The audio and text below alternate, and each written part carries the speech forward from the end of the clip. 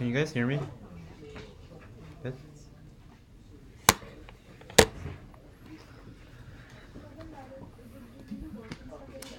All right, I guess we're going to begin. This is our second lecture. Today we're going to be talking about UIKit and AutoLayout.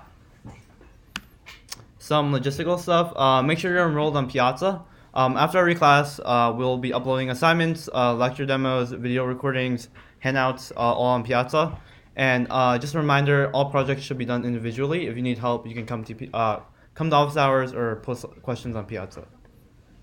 Some important reminders. Last day to enroll is March 18th, and the last day to drop is April 8th. If you've installed Polo already, it's fine, but if you haven't, just wait until next week, because we're planning on pushing some updates, so just wait until next week if you haven't. And if you have an Android phone, you don't have to worry about this at all. So before we do new stuff, we're going to do some review. So we have this code. Can someone tell me what gets printed to the console? Know that task is a struct.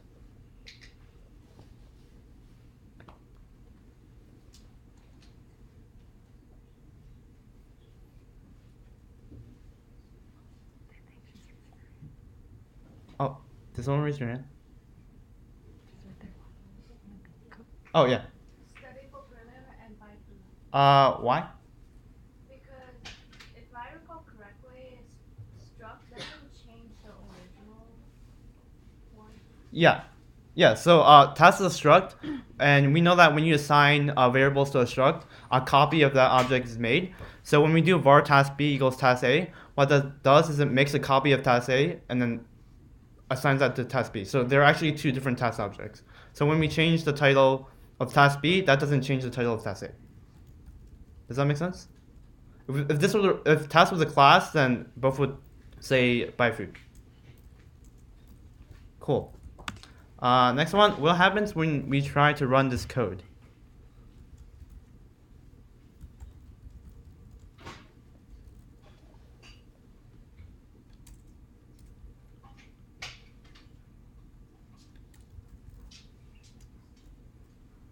Yeah. Would you get an error because B can't be nil?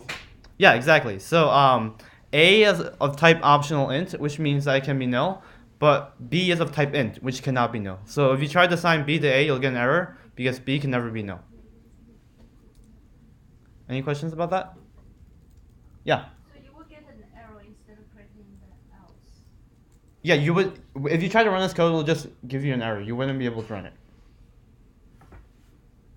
Yeah. Do you have optionals for things other than ints? Yeah, you can have optionals for any class, actually. Yeah. Any other questions? Cool. So next, we're going to be talking about UIKit. First off, what is UIKit? UIKit is a framework given to us by Apple, which just provides us with all the necessary components we need to create iOS applications. So where are these necessary components? We have three main ones, vControllers, views, and AutoLayout. So vControllers, you can think of it as just an object that contains a single root view. That view itself can contain any number of subviews, and it also coordinates with other objects of your application. So like, let's say you have an app and you have a button, and you want something to happen when the button is tapped. You would handle that inside your vController file. vControllers are also important because every app has to have at least one vController, and at any time, the vController's root view takes up the whole screen. Cool. Next we have views. Some examples are just like image views, UI buttons, UI labels, UI text fields. They do exactly what they sound like. UI image views display images, UI buttons are just buttons, UI labels display text, and UI text field is a text field. Lastly, we have AutoLayout. AutoLayout is what we use to position and size our views. So that's how you lay out your views onto your application. Any questions about any of that? Cool. Now we're going to be talking about AutoLayout. So I said AutoLayout is what allows you to position and size your views, but more specifically, what allows you to do is create constraints onto your view's anchors. So now you're probably wondering where are constraints and where are anchors, right? So first we're going to be talking about anchors. So every view has the following anchors. It has a width anchor and a height anchor, which just determines the width and height of the view. It has a center X anchor and a center Y anchor, which determines the position of the center X and the center Y. It has a top anchor and a bottom anchor, which determines the position of the top and bottom edges, and the leading and trailing, which determines the position of the left and right edges. This is sort of like a diagram to show that. So for any UI view, you have these anchors. So here we have a button. You have the height anchor, which shows how high it is. You have the width anchor, which shows how wide it is. The trailing and leading, which are the left and right. The top and bottom, and then the center X and center Y. So for anchors, there's actually like one exception, and that's when you're referring to the view controller's root view. So here we have a screenshot of the demo application that we're going to be building today. You'll see we have our main view controller.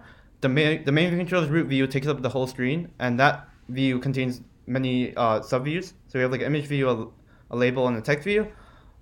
Because the root view is itself a UI view, it also has anchors. So you have the leading anchor, the trailing anchor, which is the left and right edges, the height anchor, which is just the height of the whole screen, the width anchor, which is the width of the whole screen, and you also have the top and bottom anchors, but you'll see that it's crossed out because you never actually want to refer to these. The reason for that is because, let's say you have like iPhone 10, for example, right? At the very top, you have the status bar, which displays information about the time and like battery. And towards the bottom, you have the area where people go to like close out your application. So you never actually want to position any views within these regions because they're reserved for like that purpose. So instead, if you want to refer to the very top of the screen or the very bottom of your screen, you should do view.safearealayoutguide.top anchor and view.safearealayoutguide.bottom anchor. That'll point to like the top of the screen, essentially. Any questions about that? Just a side note, so I mentioned we're going to be building this application. So the UI components that we're going to be using are image view, UI label, and UI text view. So now we've talked about anchors. What are constraints? Constraints are just rules that we place between an anchor of one view and an anchor of another view. Again, one exception is when you want to position a view relative to the top or bottom of your screen, you don't want to refer to the view's top and bottom anchor. You want to refer to the root view's safe area layout guide, top anchor, and bottom anchor.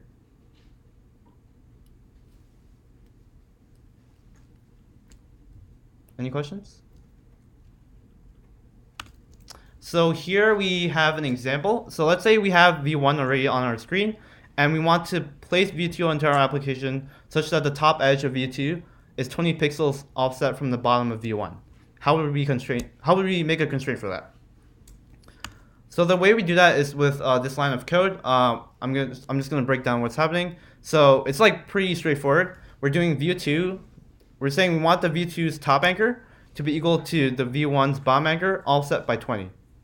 You'll notice that 20, it's a positive 20 and not negative 20, because for applications, the top left is the origin, and X increases as you go right, and Y increases as you go down.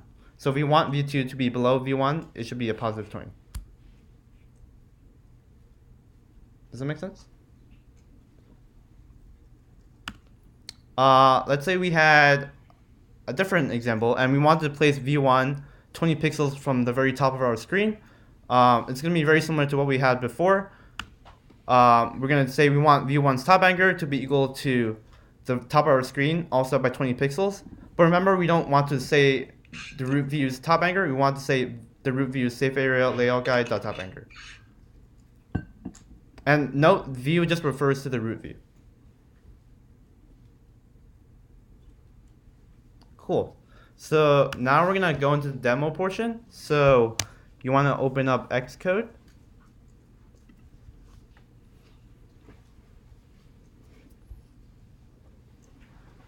Once you have Xcode open, you should see something like this. And then you want to create a new Xcode project.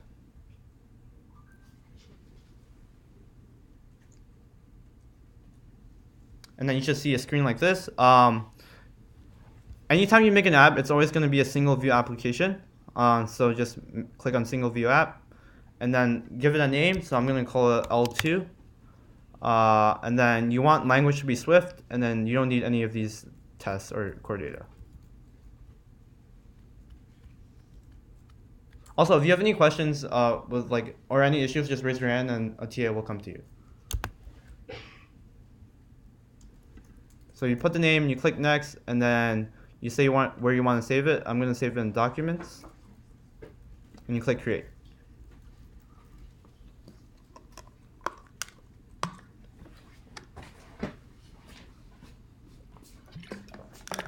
Oh yeah, let's do it. So if you have issues with setup, raise your right hand. If you have a question for me, raise your left hand. Just so we know. Is everyone up there?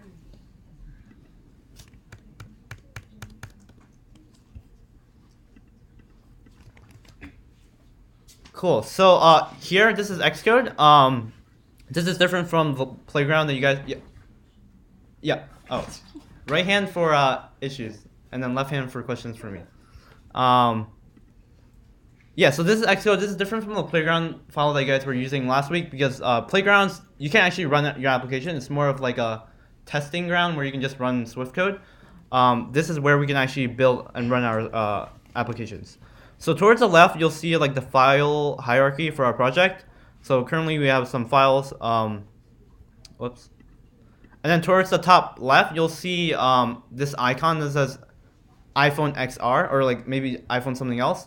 This is what you can choose. This is how you decide what simulator to run your application on. If your computer is slow, you might want to run it on a A+ or something because the X is usually a bit slower. And then this play button is just how you run your application. Before we start, if you guys go to the main.storyboard file, you should see something like this. So storyboards are a way to create applications by dragging and dropping views. But for this class, we're going to be doing everything programmatically. So we're not going to be using storyboards. So what you want to do is just right click and delete it. And then move to trash.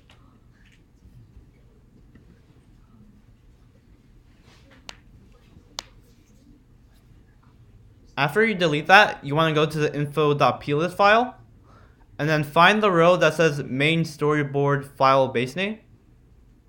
Because we're not using storyboards, we can just delete this row. So you should see a minus symbol.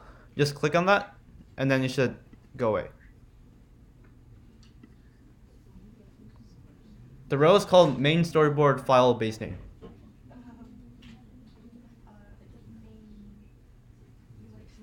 Does anyone want me to repeat anything? Yeah. Where's the minus symbol? If you just hover over it, you should see a plus and minus. If you look at my screen right now, you see it? Is everyone caught up? Okay, so we're gonna continue now. So first thing we're gonna want to change is this app delegate file. So if you go to app delegate, you'll see you need to pay attention to two things. First, we have this function called application did finish launching with options. So this is the function that gets called first when your application gets run. And what you want to do here is set up your window. So remember, for your application, you have a window and you need to initialize it, right? So that window is actually already declared here as a variable. So var window is of type UI window. So inside this function, we want to initialize and set up our window. So to do that, we're gonna do window equals, and it's a UI window, so we're gonna use the UI window constructor. And then, oh yeah, if you do open parentheses, you'll see the Xcode shows you two options.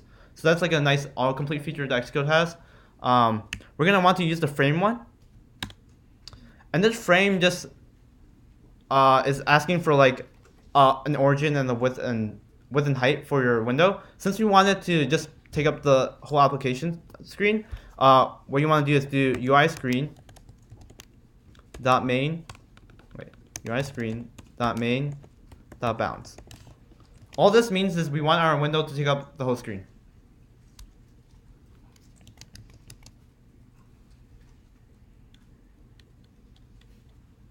Cool.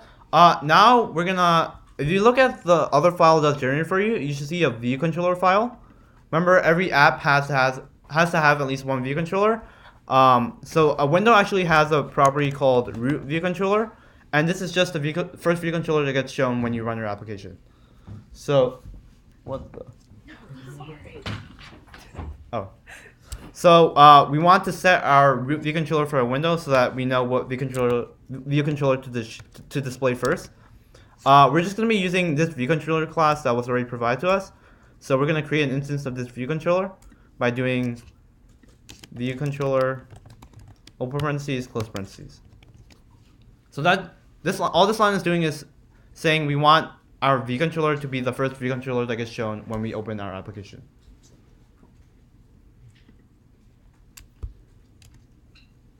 And the last thing we want to do is do window.make key invisible. And all this does is it makes your window the primary window and then makes it show up on your application.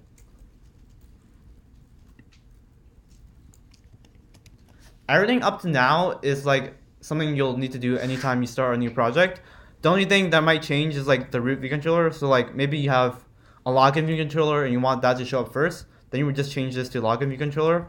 But everything else should be the same. So you should like try to get in the habit of doing this. Any questions about anything? Is this setup help? Oh, yeah. What's the make key invisible again? It makes the window the primary window and then makes it visible so that our application can see it. What does view controller do? This sets which view controller you want to show when you run your application. So yeah. Any other questions? Yeah. I'm just kind of wondering what's the question mark there is supposed to. Yeah, so if you look, UI window is the window variable is actually optional UI window, and because of that, unless we unwrap it, we have to add the question mark, because that's like, if you remember from the assignment, it's called the nil coalescing operator. If window is nil, then it just won't run this line, but if it isn't nil, then it'll run this line. So it's just a safe way to change the window object. Yeah. Does this mean that all the functions in this file can refer to all the our objects in another file? Yeah. You don't have to like import it. Good question. All right, cool. So now we have that. Let's go into our view controller file. So if you go into the view controller file, you'll see this is a class view controller that is of class UI view controller, which is provided to us by UIKit. You'll see we have import statement for UIKit on the top. And the first function that we have here is called view.load. This is the function that gets called when your view controller's root view gets loaded. So let's say we wanted to make the background color red. What we could do is do view dot background color. And you'll see background color is a type UI color. UI color is an enum, which if you remember from last project is like a way for you like to have multiple values. So let's say we want to make it red, you can just do dot red. You can also like make it dot blue, but let's make it red.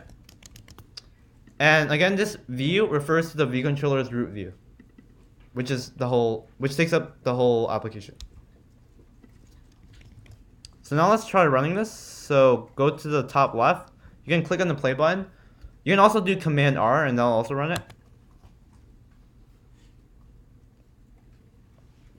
If you're running this for the first time, it's probably going to take a while, but you should see a simulator pop up on the bottom right, and then it's like loading.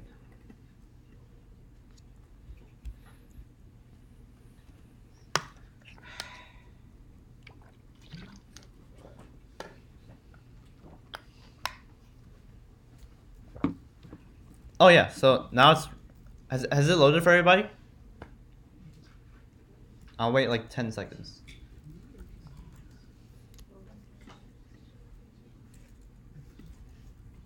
If everything worked, you should see a red background. Any questions about anything? Cool. So now let's go back. Now let's start creating our demo application. So the first thing we're gonna want to do is create the image view. So let me pull up a screenshot.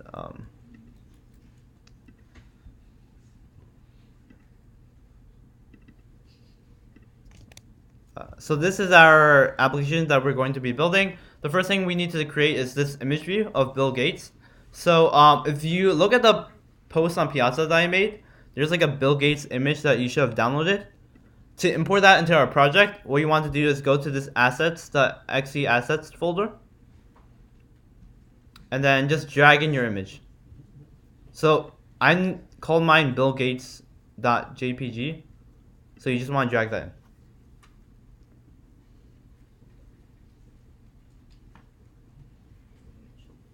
Cool.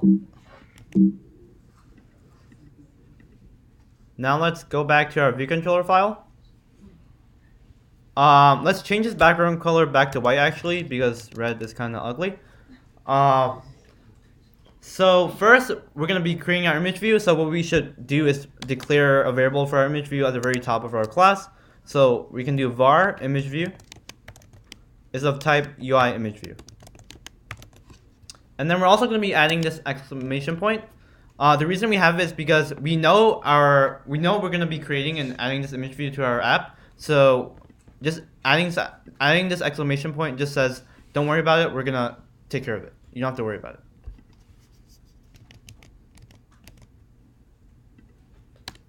Now that we've declared it, we can initialize it and set it up. So let's first create an image view by doing image view equals UI image view. And then open parentheses, close parentheses.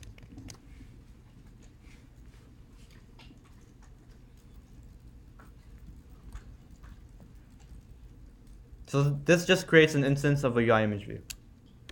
And then image view themselves have a property called image, and that's of type UI image. So you want to do image view.image equals UI image. And then we're going to be using the string constructor. So if you go all the way down, you should see a constructor that says name of type string. Click on that. And then the name is just the name of the image. So we want to use Bill Gates. Whoops. Bill Gates. So I'm just going to type in Bill Gates. Make sure what you type in matches with like the name of your image, because if not, it's not gonna work. Any questions? Yeah. So we have the .jpeg extension on our file. Should we add that? No, just like you don't include the extension. Yeah.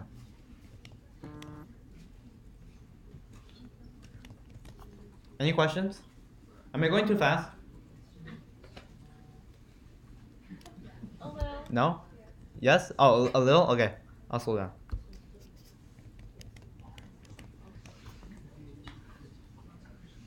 Does anyone have questions I can answer? Can I continue? Yes? Okay. So now that we've set the image, the next thing we're going to want to do is set this property called clips to bounds. And this is just a Boolean that says whether or not we want to clip our image to be within the bounds of our image view. So we're going to set this to be true because we want our image to always stay within the size of our image view. We don't want it to go outside.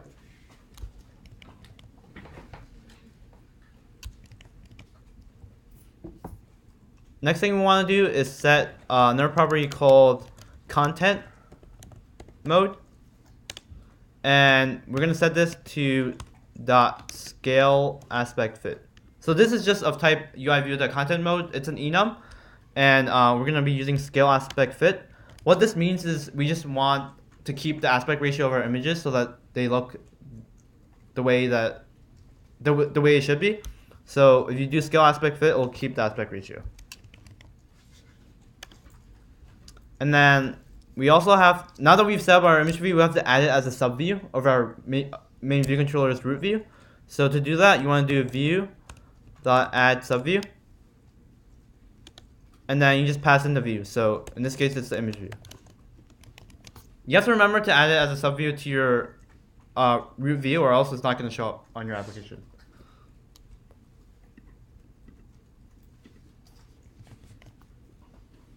Now let's try running this.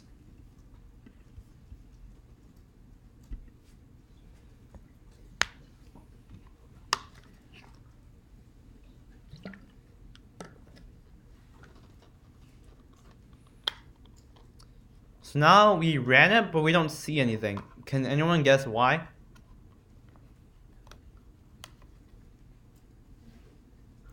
Yeah. I don't think you called it in your main function. I mean, the function that executes as soon as you open your application. No, so like that's so this function gets called when you run your application. But you see here, what we're doing is we're setting the root vController to be vController. What that does is it'll call vDidLoad for our vController. So this is being called. Any other guesses? Yeah. You added the sub view, but you didn't display it. You didn't make it visible.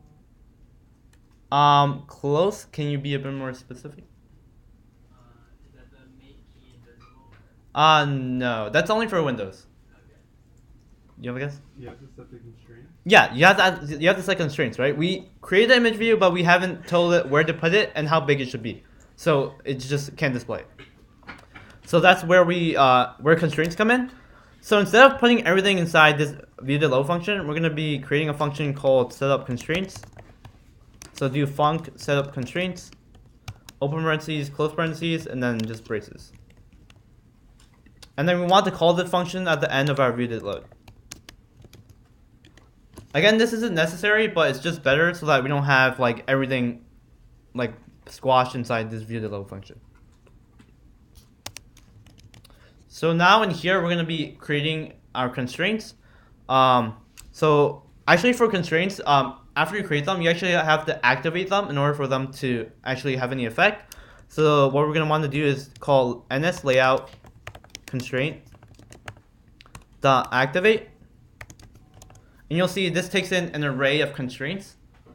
So just click enter, and then we're going to be placing an array of constraints inside here. So to make an array, you have the open square bracket, close square bracket. And then in here, we're just going to be creating the constraints.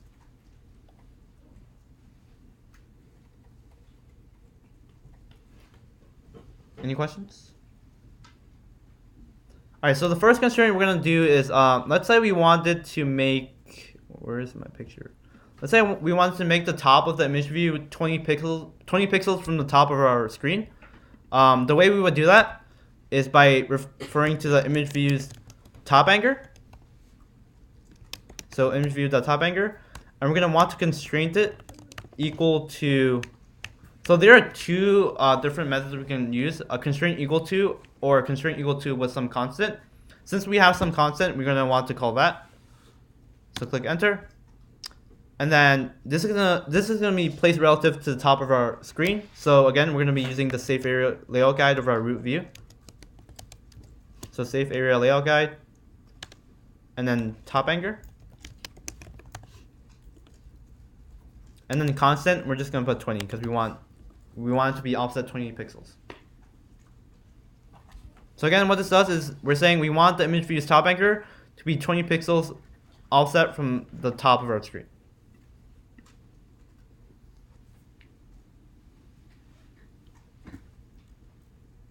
Any questions? Cool. So now that's the top anchor.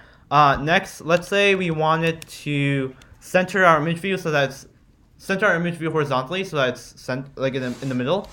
The way we would do that is by setting the image view center x anchor. So you want to do image view dot center x anchor dot constraint, and then this time we don't have any offset, so we're just going to be using the constraint equal to method. And we want to center this horizontally. So what we can do is just set it equal to our root view's center x. Because if you think about it, this whole screen is our root view, and the center x is right in the middle. So we just want to set the center x for our image view to be equal to the center x anchor of our root view.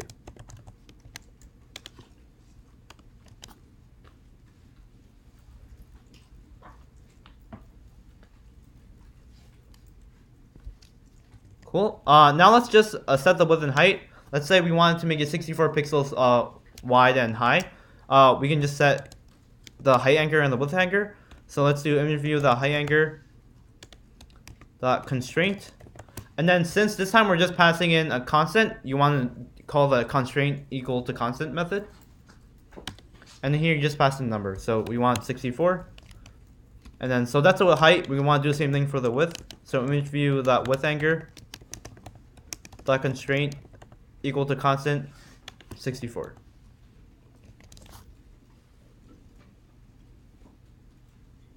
I'll give you guys a moment.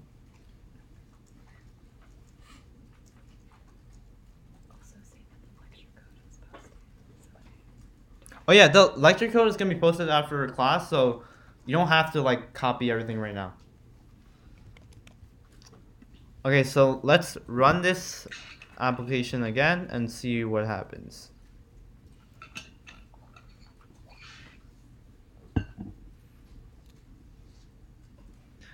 Alright, so again, we don't see anything. And the reason for that is because when we lay out our views using constraints, there's like this one line of code that we'll always have to add. So if you go to our image view, right after we initialize it, you want to do image view dot translates auto resizing mask into constraints, and you just want to set that to false. You don't really have to worry about what this does. I honestly don't really know what this does either, but you just want to set to false. If you don't, your layouts won't work. Your constraints won't work. My bad. Just make sure you have this.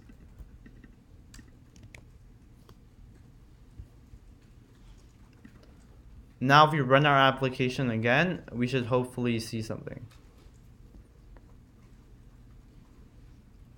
So now we have Bill Gates at the top.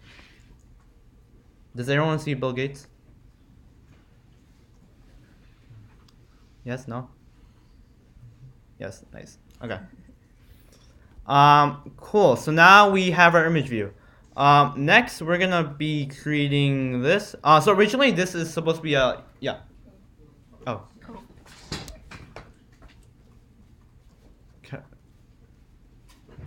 Cameron, in the back.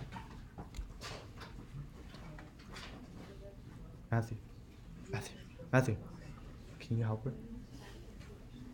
Did you need help? You can help.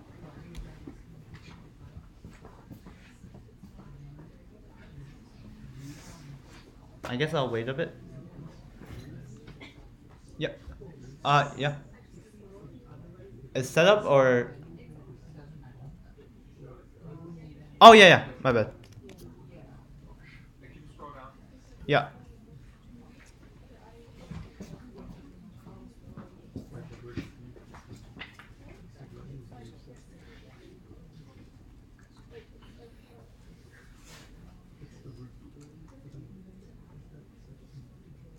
If you're ready to move on, can you raise your hand? Alright, not everyone, so we'll wait a bit. Any questions?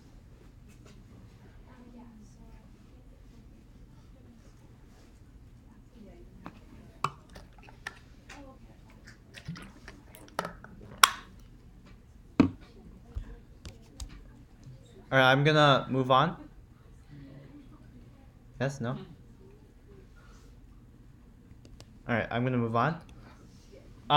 So next we're gonna be creating this. So originally we intended this to be a label, but because you're gonna be using buttons in your assignment, I'm gonna be making this a button instead. So we're gonna be making a button that shows this text, and then whenever we tap on it, we want to change the color. So let's go to the top. Let's declare a variable for our button. So we're gonna do var, we're gonna call it name button, and make it of type UI button. And then again, you add the exclamation point to tell our application not to worry about it.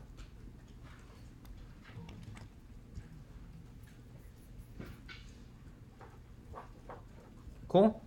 So again, next thing we're gonna do is set up the name button. So right below our code for the image view, we want to set up the name button. So you want to do name button equals UI button, and this just creates an instance of a UI button.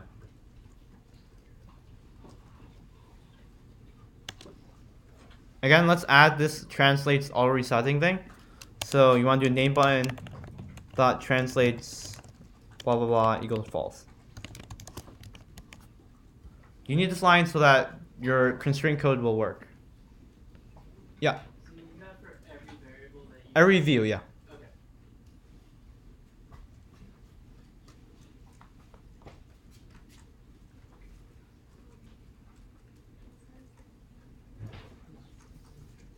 Cool. Now let's say we want to set some title for our button. The way we do that is by calling this function called nameButton.setTitle. And this takes in two arguments, a title and a state.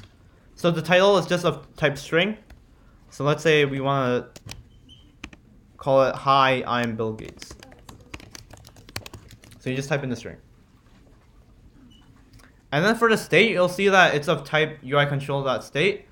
If you do dot, you'll see all the different states. So buttons themselves have a lot of different states. So like disabled, focus, highlighted, normal, reserved, selected. Since we wanted to always just display "Hi, I'm Bill Gates," we can just set it for the normal state.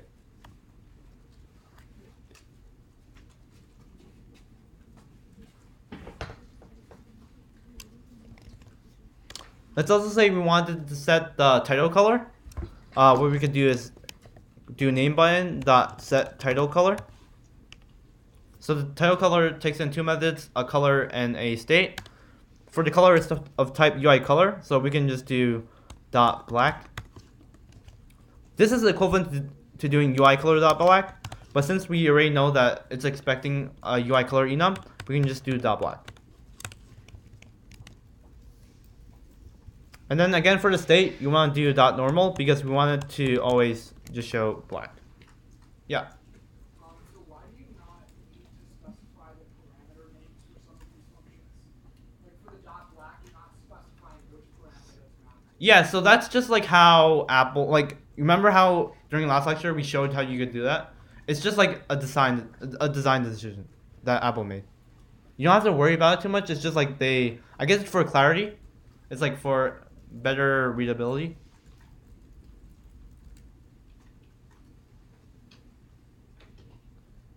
Any questions? Cool. Now let's say we want to set the font. To change the font, we can change the font property. So if you do nameButton.font. Oh wait, no. You have to do nameButton.titleLabel.font.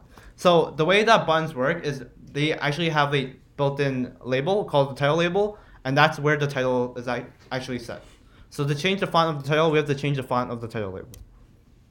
So you want to do nameButton.titleLabel, and then we want to change the font. So to create a font, we can just do UI_font.system_font_of_size. So there are two different ones, of size and weight. So like weight is like if you want to make it bold or something. So let's use that one. So for size, that's just the font size. So let's say like 20 or something. And then for the weight, it's an enum of type UIFont.weight. If you do dot, you'll see all the different ones. We're gonna do .bold. And then you'll see there's an error here. The reason we have an error is because title label is an optional. So if we want to change the font, we have to either unwrap it or just use the nil coalescing operator. So we're just going to be using that. So you want to click fix, and it'll add the question mark for you. Again, the reason we have this question mark is because the title label is optional. So if we want to do anything to it, we have to either unwrap it or use this nil coalescing operator.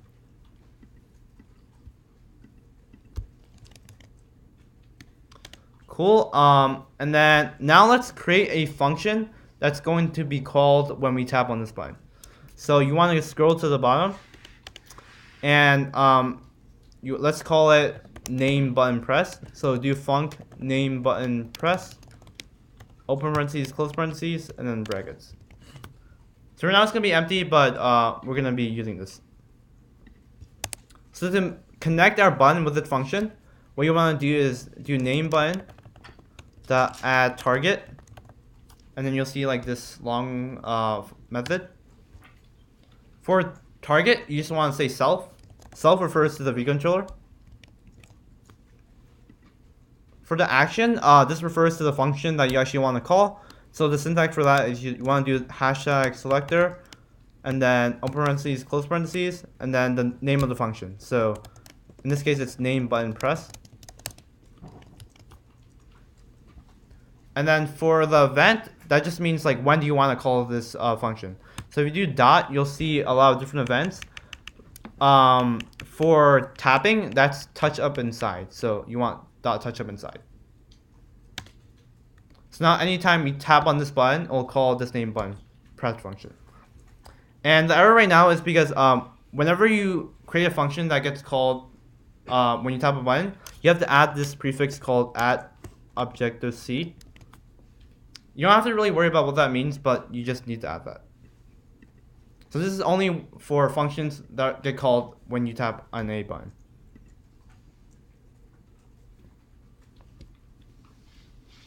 Any questions? Cool. And then again, now let's just add it as a subview of our root view. So we want to do view.add subview and then pass in our button.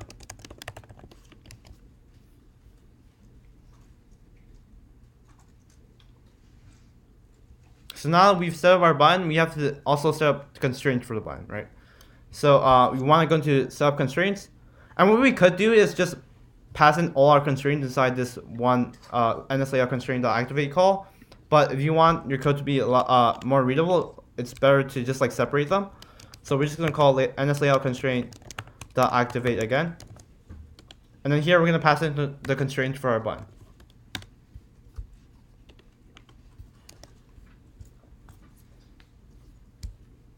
So let's see what constraints we need. So let's say we wanted to set the top of our button to be 10 pixels from the bottom of our image view. So top of our button should be 10 pixels from the bottom of our image view. Does anyone want to tell me how you do that? Or just take a guess?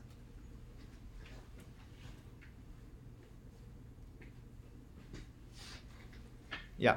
You could do name button. Yeah.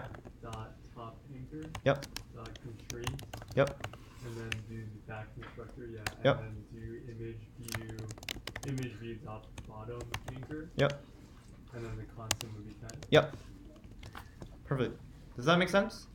So we want the top of our name button to be equal to the bottom of our image view, offset by 10 pixels.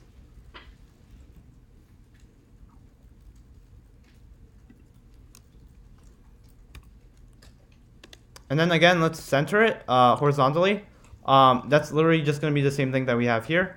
So we want to do name button dot center x anchor dot constraints equal to view dot center x anchor.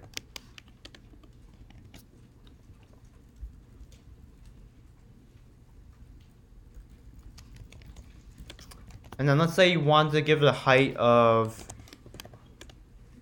let's say 25.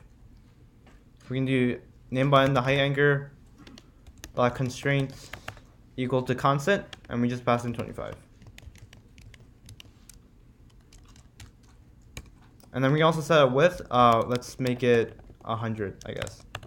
That width anchor dot constraint equal to constant 100.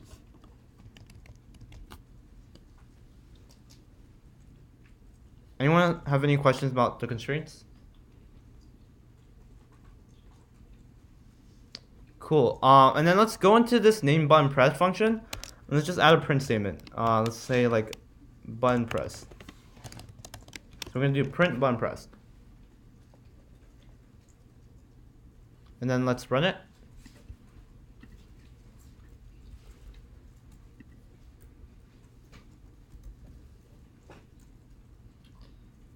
Oh, I guess our button was not wide enough. Let's make it 200.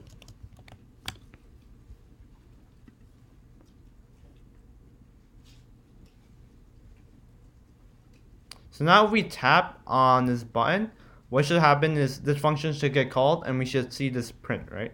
So let's try tapping on it.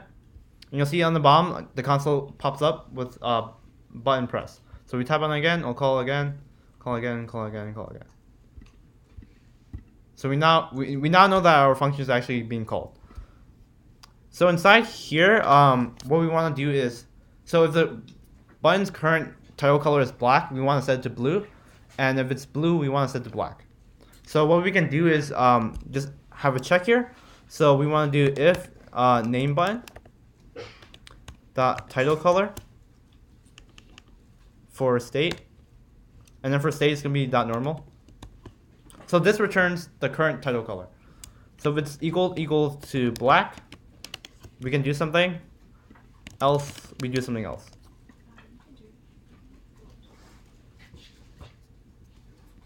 So if it's black, we want to set it to blue. So to change the title color, we can just do name button dot set title color, and then we use this method. For color, we're gonna set it to dot blue, and then for the state, it's gonna be dot normal.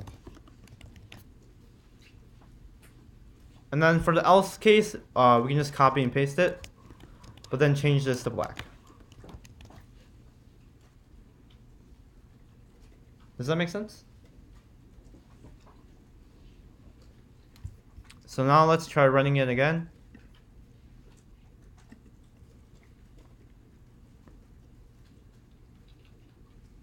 Now if we tab on it, it changes to blue. Tab on it, changes to black. Tab on it, changes to blue. So that's what we want. Does anyone have this? No? Okay. Yeah. Oh. Any questions? Cool. Now we're gonna be creating the last part of the application, which is this text view. So text views are used to display like really long pieces of text, like a paragraph or like a couple of paragraphs. So this is a text view. So let's go to the very top of our application and make a variable for our text view. So you can do var description text view is of type UI text view. A good practice is like if you're gonna be making a button, you should have button somewhere in your name, just so that it's clear what your variable refers to. So after we declare it, we're just gonna do the same thing. We have to go down and initialize it. So you want to do description text view equals to UI text view, open parentheses, close parentheses.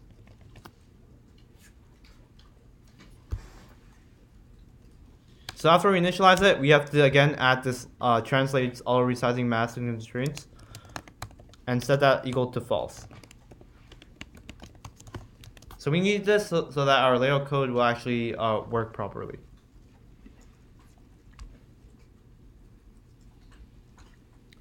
Text views also have a property called text, which just takes in a string. So here it's just the text that gets displayed.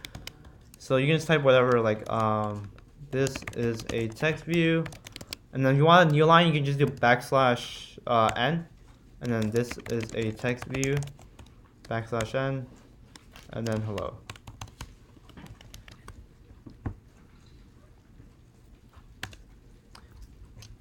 Next property we're going to set is this property called is editable. So this just determines whether or not you want users to be able to tap onto the text view and change the text.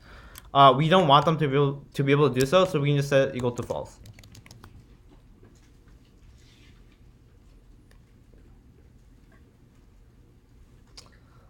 And then we can also change the font. So to change the font, you want to do description text view dot font is equal to UI font dot system font. Let's just use the of size, and we can make it size 16.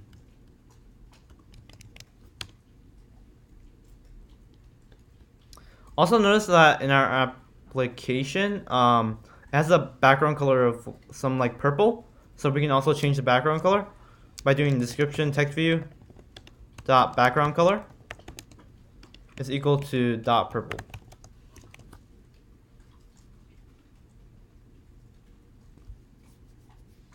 And then let's say we also wanted to change the text color to be white. You can just do description text view dot text color, and then set that to be that white.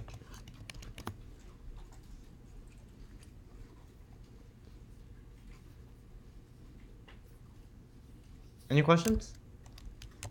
And then last thing we want to do is just add it as a subview to our root view. So view.add subview and then description text view. So that's all the setup code for the text view. Now let's go to the bottom and add the constraints. So again, let's just call NSLayout constraint.activate again. And then here we're going to pass in all the constraints for our text view.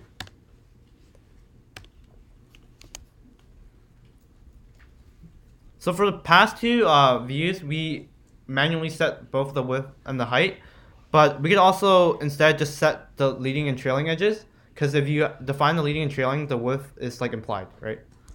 So if you look at our application, let's say we wanted to make the leading anchor for our text view be 8 pixels offset from the leading anchor of our root view. Does anyone want to tell me how you do that? So leading anchor of the text view offset 8 pixels from the leading anchor of our root view.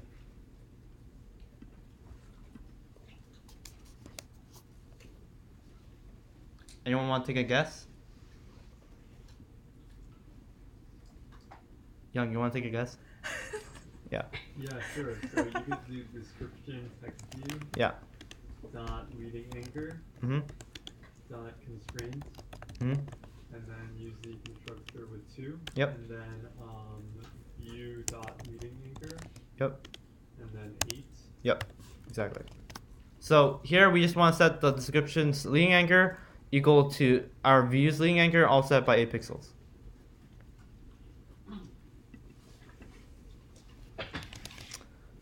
So now we set the leading. Let's say we want to do something similar for the trailing.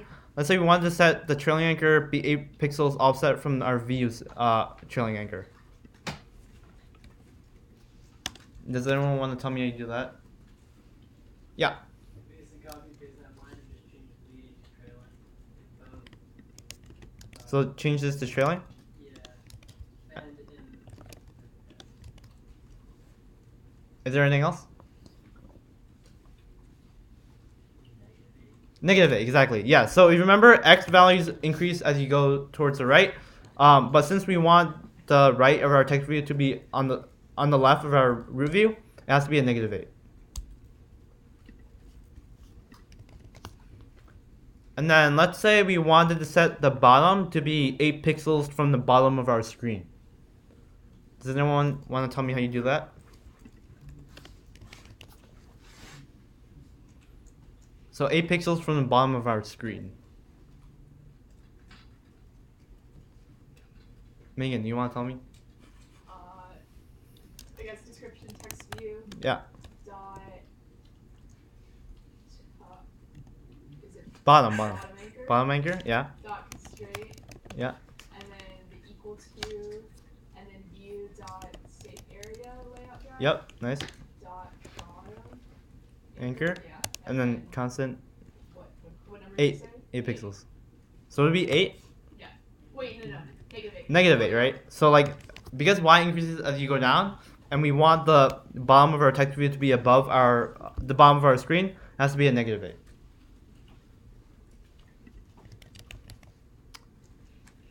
Any questions about any of that? And the last thing we want to set is the top anchor. So let's say we wanted to set the top anchor to be 20 pixels from the bottom of our button. We can do that by doing description text view, the top anchor, the constraint, and then equal to some constant. So equal to, it's going to be our name button's bottom anchor. And then the constant is going to be 20. So this sets the top of our text view to be 20 pixels offset from the bottom of our name button. And then if we run that, let's see what we have.